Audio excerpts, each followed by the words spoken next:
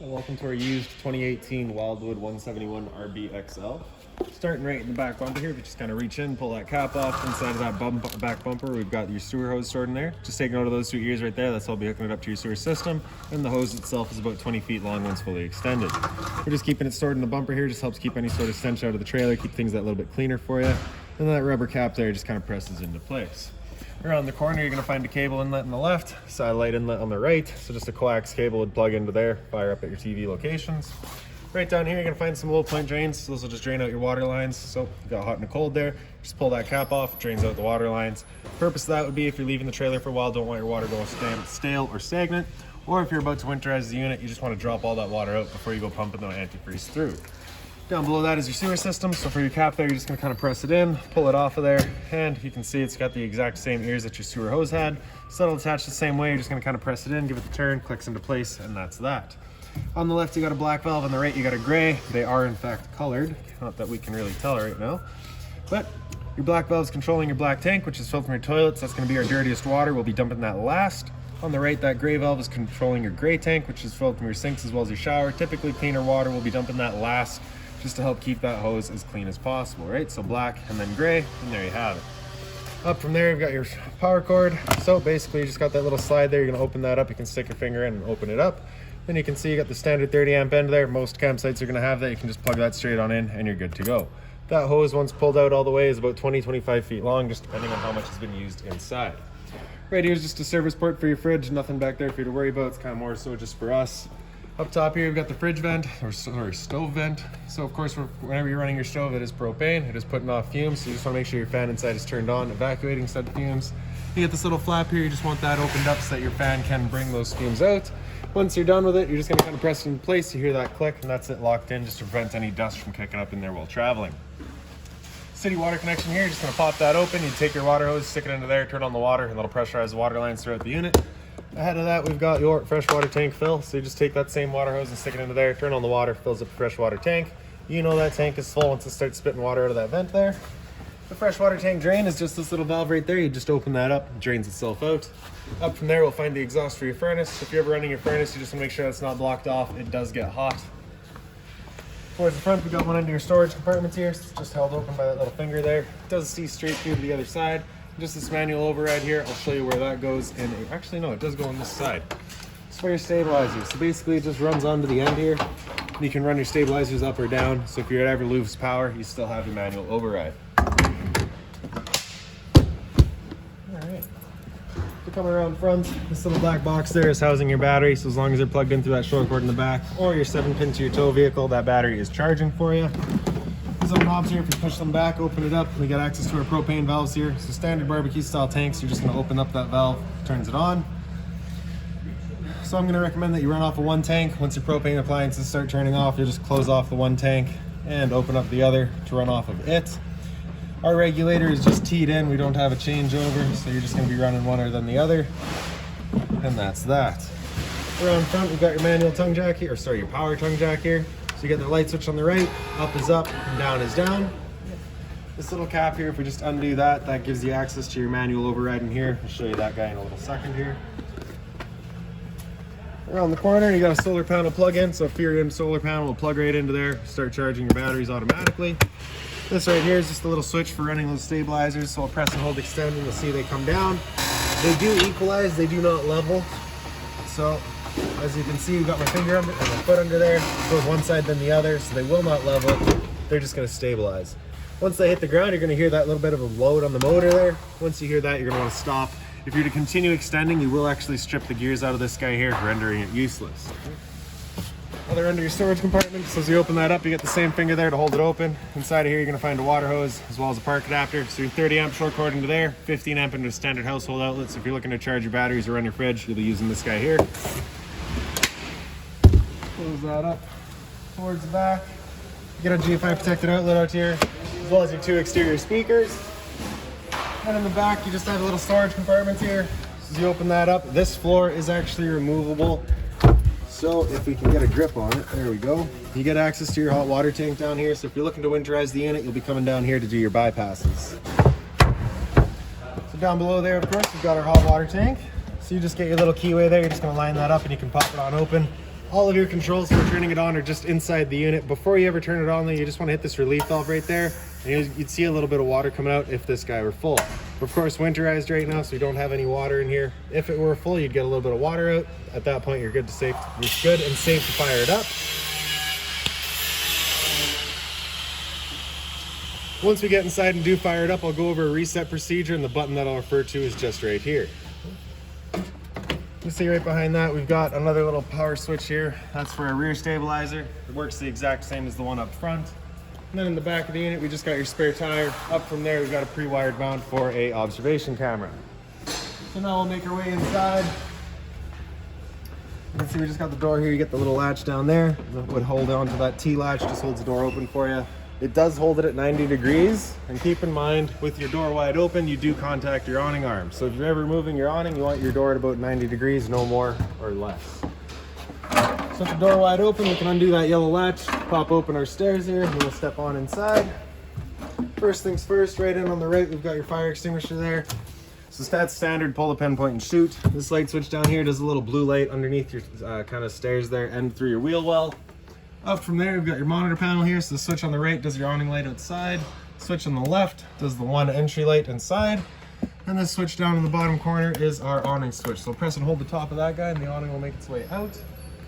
Once that awning's fully extended, we're gonna see a little white flap come down as well as the black of the metal tube. Once you see that, you're gonna wanna stop. If you were to continue extending, it will actually wind itself up backwards, in which case our fabric will be underneath our tube, allowing it to then hold water, accelerating the growth of mold and mildew. So there's our flap there. It's obviously a little wet, so it's just a little sticky, so it ain't quite coming down. There's the white flap, and there's our black tube. There we go. So once you see that, you stop. Now if it were to start raining, it's of course going to be holding some water anyways. So what you can do is grab either arm, front or rear, and you're just going to pull it down, and you can see that changes the pitch of the awning out at the head, allowing water to then run off. Now if you like that angle better, because it does give you more shade, you can do the same thing with the awning arm up front. Before you bring it back in though, you want to make sure these arms are back out straight and fully extended, just so that we're not running the risk of bending anything. Then we're going to press and hold the bottom of that switch, and the awning will make its way back in. Again, we're just watching that our fabric is over top of the tube there. And another thing to keep in mind with your awning is once you get up to about 15-20 kilometers an hour of wind, it does catch that wind, so you want to bring it back in, again, just so you're not running the risk of bending your arms.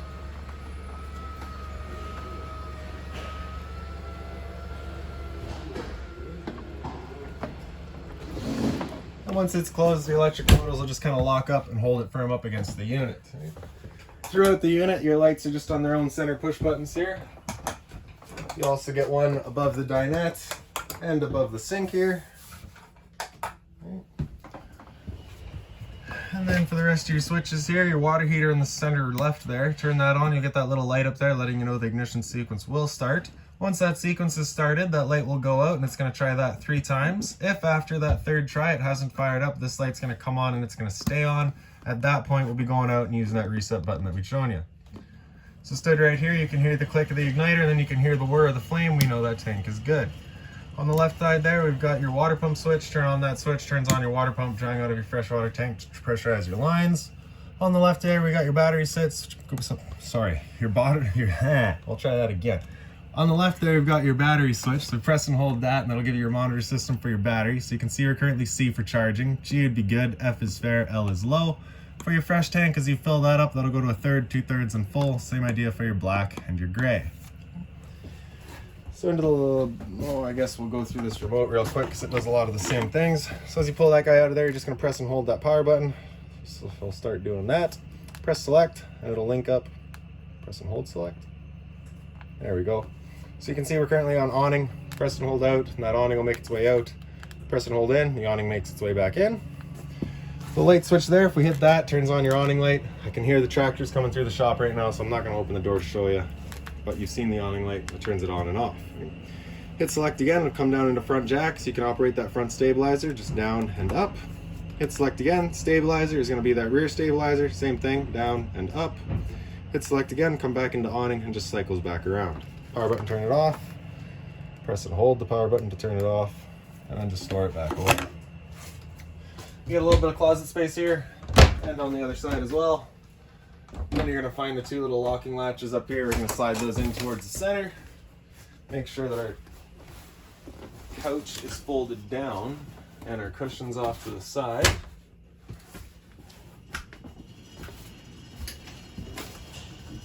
And then this guy will fold on down. And there's your bed. Previous owners left that memory foam mattress, so we're just going to leave that in here for you as well. Do with it as you please. Once you have this bed down, you can hear that little latch on this side, so we're going to reach underneath and you get a little black latch under here. You just got to pull that back and then you can flip it back up. So that's just the latch right there. Once you have it up all the way, we're just going to make sure those travel latches get back into place. Lock them down.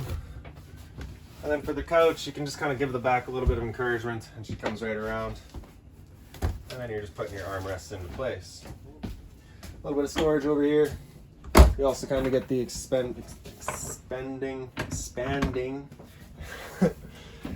Alright, so I just got the locks underneath there to undo. I'm just going to push them up, pull the thing up, and then push them up, and then they fold into place.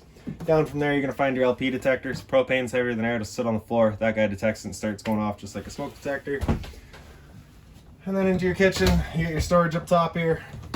We already showed you the light there, and then you get the mobile head, hot and cold water. I'm just going to leave your keys there for you. Easy to find. A little bit of storage down here, just being mindful of our drains. You, of course, don't want to be breaking those. Furnace down below that. We'll fire that up in a minute. Then you just get your drawer space here as well. A little bit more storage below your stove. And the stove's just on a bifold cover, just flips on back. And then like I said outside, you do get a fan here to evacuate all of our fumes. You also get the light there as well. Turn the knob over to light, hit it with a sparker, and she fires right up. Now the first time you go to use your propane system, especially if you've been away from the unit for a while, it will take a minute just to fire everything up, just because it's got to clear all the air to the propane lines. It's perfectly normal. I recommend that you definitely start with the stove first, as it'll clear that air out quickest. Flip her back down, and then from there you've got your microwave. It's pretty standard, just like home. Not much I can teach you there. Then for your fridge, your power button's just on the left there, so with it close to flush, that's it on. This switch on or the button on the right, with that close to flush, that's it going to be on auto. Auto is first going to look for AC power. If AC power is taken away, it'll automatically flip over to gas. If you're out boondocking and you want it solely running on gas, just have that button come out. It'll fire up just on gas. If that check light were to come on, it's just letting you know it hasn't fired up, so at that point, just off and back on to reset it. Freezer up top, fridge down below. And in the back right corner there, as the sticker says, up is warmer, down is colder. Sorry, that was backwards. Down is warmer, up is colder. Down from there, we're going to find your converter. Press the top and center, she pops on open. You get all of your breakers down the middle here. Whenever a breaker breaks, it's going to sit in the center, so just turn it off and then back on. And then on the right side, you get all of your fuses. If a fuse were to ever pop, you'll get a little red LED right beside it, letting you know exactly which one went. Up on the wall here, you've got your thermostat. So press that power button, it'll wake it up, it'll come into mode, and you go into our fan speed. So typically you're just going to leave that on auto, and if you're looking to run your air conditioner or your furnace, you're just going to leave that on auto. If you're just looking to move some air, then by all means select your high or low fan, and that'll just move some air around. Otherwise, you're just going to leave that in auto. Hit mode again, it'll come down into cool, so at this point it'll turn on the air conditioner and actually turn on the compressor, not just the fan. Temp selections with the arrows there. With the air conditioner going, you basically got two different options. You can have this louver here closed, in which case we're using all of our ceiling ducting to move the air, or we can open it up and it just dumps all of its air into the living room here. So when you first get out to your campsite, you want that open, cool off this area as quickly as possible, and then you can close it off and start moving the air throughout. After cool, we'll hit that mode button again, it'll come down into furnace, it'll turn off the air conditioner and turn on the furnace. And then one kind of nice little thing with these little furnaces, if you look in that bottom left corner there, you can physically see once it's lit up. The downside to this furnace is it is not ducted. This is its only outlet, so if you're looking to actually move the air throughout, I do recommend that you get a fan or something right here, just move the air throughout. So just in that left corner there, you can see that little flame going. We know that furnace is good. We'll hit that mode button again. It'll come down into off. And then just cycles back around. Got a TV bracket up here, so I don't know where the other half of this bracket is, but we do sell them up front if you're looking to get one. By all means, if you need to get, or if you'd like a different style of bracket, you can by all means install one. that would be going right there. You'd be running your wires through to there, and then I believe we've got all our outlets in here. Yep, up in the back corner there, up in the wall. Above my head here, you've got your smoke alarm. There's that. So for your dinette here, it's of course just set up as the dinette right now. If you're looking to bring it down into a bed, you're basically just going to wiggle this table up. You can pull these legs out of there, lay them down. And then you've got a little ledge right here and another little ledge right here. You'd be laying the table down onto that, taking your back cushions and filling in the middle, and that'll create your bed. And your stereo here, bottom left corner turns it on. So the knob is of course our volume. Press it and you can get into all of your settings. And then really you got this guy here is going to be all of your modes. So no, it would be Bluetooth. You could just press that button there to go into Bluetooth. This guy here is going to cycle through everything else. So AV would be through the back of the unit. Rear aux would be through the back of the unit. And front aux is right here. USB is just charging, and then there's a headphone outlet as well. All of your presets as well as some of your phone controls. Zone 1 is your inside set of speakers, and Zone 2 is your outside set. Power button, I believe, turns it off. Yep, perfect. Alright. So now lastly, we'll just make our way into the bathroom here. So again, the light's just on its own center push button. We got a roof vent up here as well. Just turn that knob to open it up. In the back corner, you got a switch to turn on the fan. You get the storage here. Big kind of closet space for your toilet. Just flips on up. You get your flusher on the right side here. GFI protected outlet, so test on the bottom, reset up top. So if you ever have outlets that don't work, it's the first thing you should check. And then a hot and cold water at your sink, of course. A little bit of storage down below it, being mindful of our drains and our water lines. Your medicine cabinet. And then into your shower, you just have the little rubber travel strap there. You're just going to pull that back and off of there.